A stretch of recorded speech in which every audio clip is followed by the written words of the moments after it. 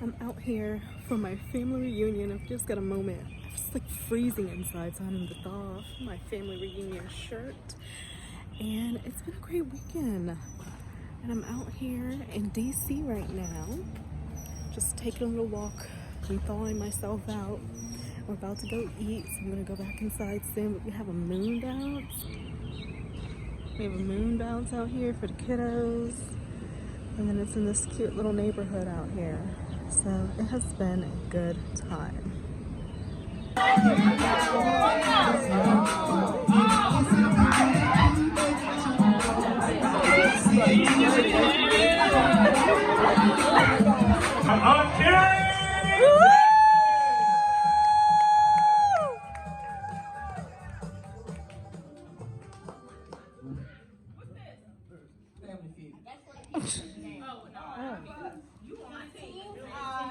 Team White, we have Danny, I'm Kurt, and I'm Lois. Woo!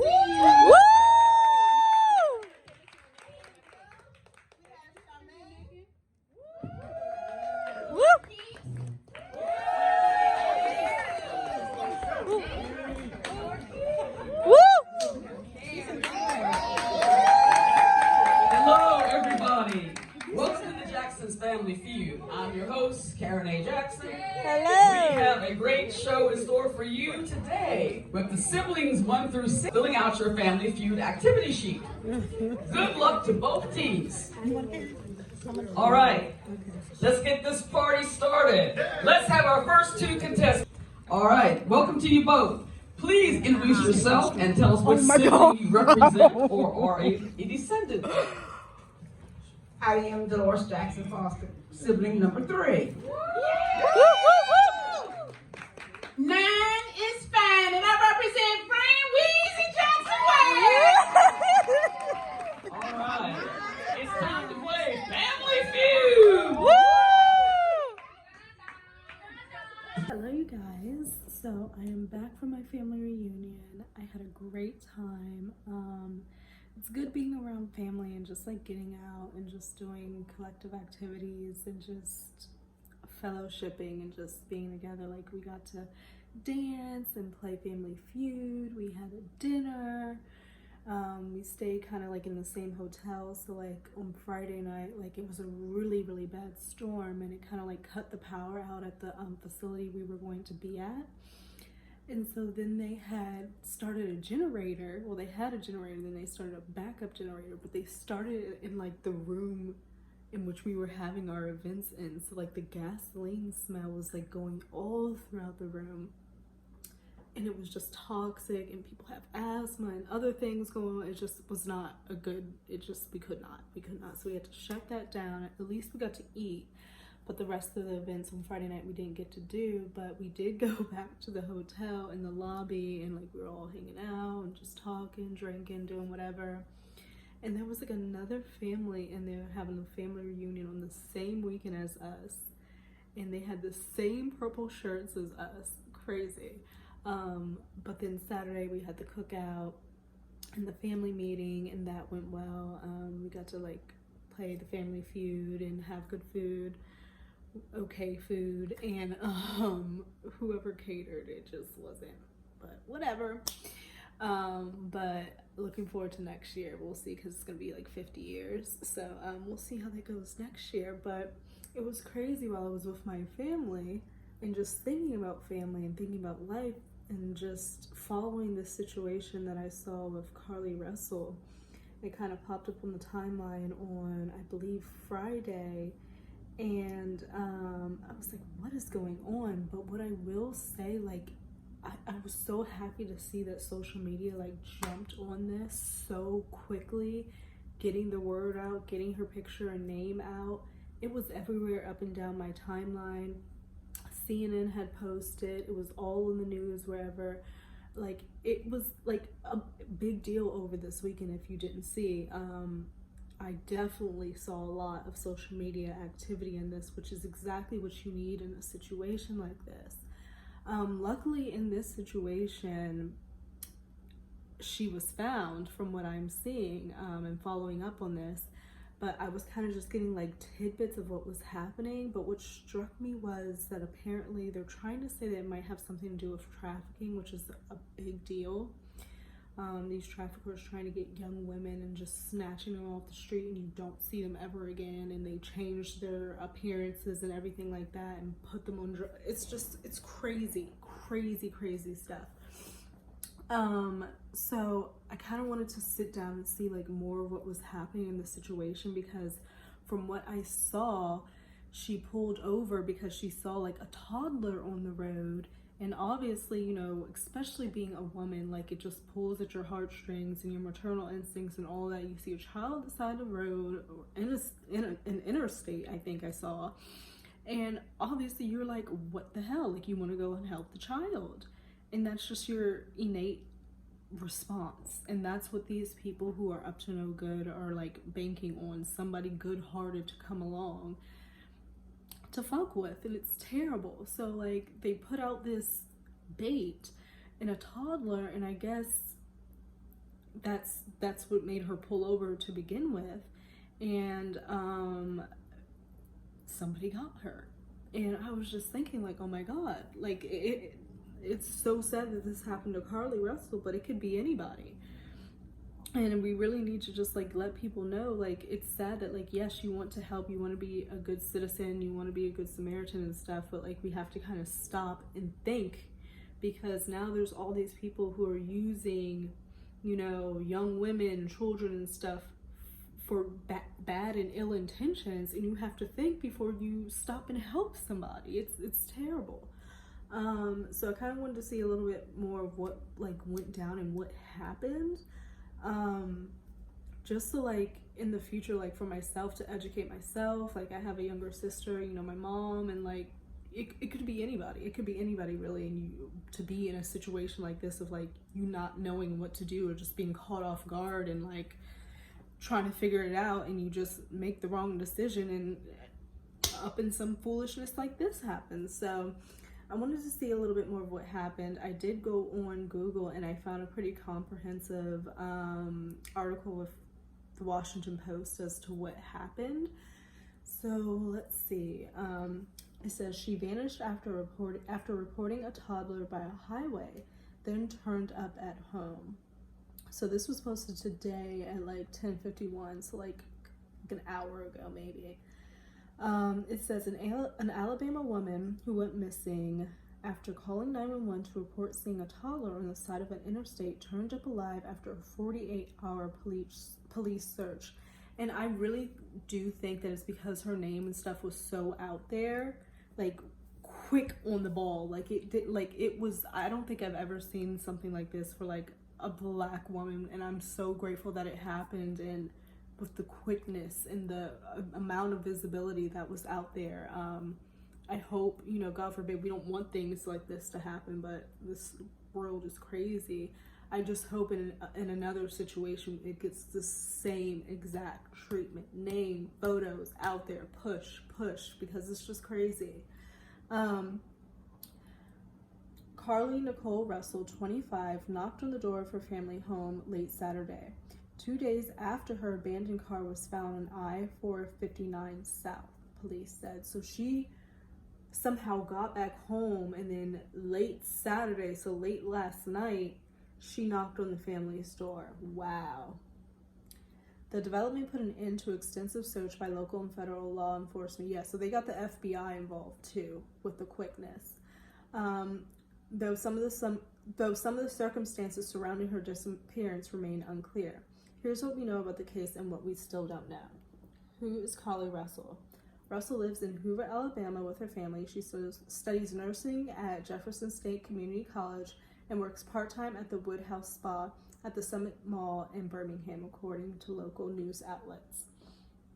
When Russell was first reported missing, Jefferson State said they were extremely concerned for her safety. What happened to Carlee Russell? Russell went missing Thursday night when driving on I-459 South, according to Hoover Police. She called 911 at 9:34 p.m., claiming to have seen a toddler running by the side of the interstate. Police said Russell stopped her car to check on the toddler and then called a family member to make the same report. The family member then lost contact with Russell, but the line remained open, police said. When the officers arrived at the scene of the 911 call, they found Russell's car and some of her belongings nearby, but were unable to find her or a child in the area. That is so scary. According to police statements, Russell said they had not received any other calls about a toddler or a report of a missing child in the area. Russell's mother, Talitha, told AL.com that Russell was speaking on the phone to her brother's girlfriend when she disappeared. My son's girlfriend heard her asking the child, "Are you okay?" She never heard the child say anything, but then she heard her daughter scream. Oh my God. Russell's mother said, according to the outlet. All you hear on her phone is background noise from the interstate. Police in the town of Harperville, about 30 miles east of Hoover, said Russell was handling some business in the town on the day of her disappearance.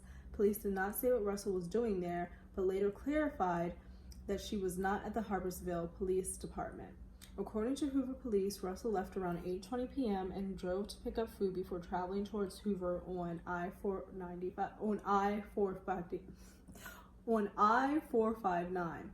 Her mother and Russell stopped by a Mediterranean restaurant roughly 1.4 miles away from her workplace to pick up food for both of them. So she was just out and about, having her day, picking up food, running her errands. A lot, like, I do that all the time, especially, like, are you kidding me? Like, that's all my life is. And the next thing you know, you're driving on the interstate and you turn over and you see a child and you're like, oh my God, like, there's cars and this is, like, what the fuck do I do? Like, so you pull over and you're like, okay, like, get on the phone with somebody. Obviously, that would be my first thought. Check, she did that. And then next, I would be like, okay, let me try to, like, I could see myself doing something like that. And now, like seeing this, I know if I were to be in a situation like this, and for other people, like, you have to think about it differently, even when it's like a toddler on the road. And it's crazy. It's crazy. Her disappearance sparked social media interest in a search involving local and federal law enforcement agency during a news conference before Russell turned up alive. Hoover Police spokesperson Daniel Lowe described the case as a unique instance in our city. Where was Carlee Russell found? Hoover Police said they received a 911 call at 10:45 p.m. on Saturday, so like last night, notifying them that Russell had returned to her family home. Medics and police went to the home and emergency services took Russell to a hospital for evaluation, they said. Hoover Police Chief Nick DeZaris said Russell arrived home alone. The police statement did not say where Russell had been. Additional information will be provided when it becomes available. Russell's family members told local broadcasters during their search effort that they had not set up a GoFundMe fundraiser for her. Police said an anonymous donor offered $20,000 for her safe return. That's good. Hoover Police did not provide information about the toddler Russell said she saw. The department did not respond to a Sunday morning request for further information. So what happened to Carlee Russell? So I guess they're trying to like piece together what took place. So she showed up last night at the house, and we don't really have any information on like how the child looked or like any more information on the child or what happened to the child after. And I guess the Washington Post tried to reach out this morning for a more updated status, and they got no further information. So then I guess they're trying to piece together what happened on that Thursday. So it remains unclear where Russell had been between Thursday night and Saturday night and why she abandoned her vehicle. Footage from Thursday published by AL.com appears to show Russell's car driving slowly on the shoulder of the interstate with hazard lights on before coming to a stop. According to WBRC, the Hoover Police Chief said that detectives were very happy that Russell was found alive and said they would give Russell time to unite with her family before talking to her about what happened. So that she arrived Saturday at 10:45. Today it's like Sunday at like noon. They're gonna give her some time to like get reacclimated, like, because it's a situation. of where she just had been missing from off the side of the road for 48 hours. So I think that it's compassionate. So then I guess at a certain point they're going to come and ask what happened, what did you go through, what went down, and try to get like those details. Interesting. The first thing is to give Carlee and her family a little time to get themselves back together, DeVeris said, according to WBRC. I know it's been a tough experience for them. When we think it's time to sit down and have a conversation with Carlee and try to get some facts, we'll do that. We wanted her to come home safe and sound, and we'll hope that's what happened here, he said. So after reading that, I will say that already there has been like speculation online that this is a situation of something that may have been not happening as it's seeming. That's all I'm going to say. And I'm trying to be sensitive to that because at the end of the day, it was a woman who, you know, something happened to like this, pulled off the side of the road. Something happened and we don't know what happened. We don't know the facts. We know that it did get a lot of attention very quickly. And there was a reward put down very quickly, and she showed up last night, so I'm sure more details will be coming out. But like regardless of all of that, I think it's just very important for young women and anybody in general. And it's sad to say, like when going out, having to be vigilant and everything. It's my storage, but being vigilant and just taking that moment, even though it's hard, like being in a high stress situation like that of like what to do, just being able to calm ourselves for a second to take that moment to think, okay, could this be something else? And it's so sad that we have to think that way, but like we also, while we want to help somebody else, also protect ourselves. And I kind of think about like that, you know, the airplane, like they're always like, you know, secure your mask first and then help the person.